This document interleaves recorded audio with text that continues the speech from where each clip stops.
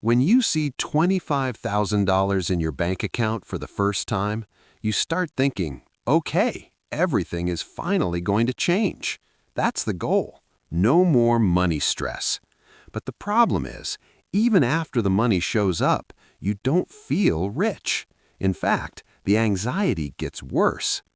In this video, I'm going to break this down into 3 parts, and the last part is the most important because that's where the real solution to both of these problems is. 1.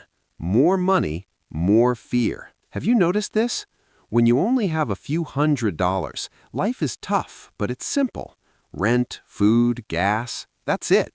But the moment you see $25,000 in your account, money stops being about survival and starts becoming about decisions. Now your brain starts asking questions. Should I invest this? What if I make the wrong move? What if I lose my job next month? For the first time, you actually have something to lose, and that's what creates fear. That's why even though your money increases, your stress doesn't go down. It actually goes up. 2.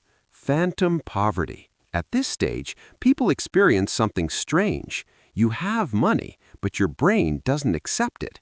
You check your balance, then you start comparing yourself to others, and suddenly even $25,000 doesn't feel like much. On social media, someone is talking about $50,000. Someone else is already at $100,000. And you start thinking, maybe I'm still behind. This is where people make one of 2 mistakes. Either they start spending too fast, or they get so overwhelmed that they make no decision at all. In both cases, growth stops. 3. Solution, most important. Now listen carefully, because this is where the game actually changes. Having $25,000 does not mean you're rich. It means you've moved out of the survival phase and entered the wealth-building phase. And wealth-building has different rules.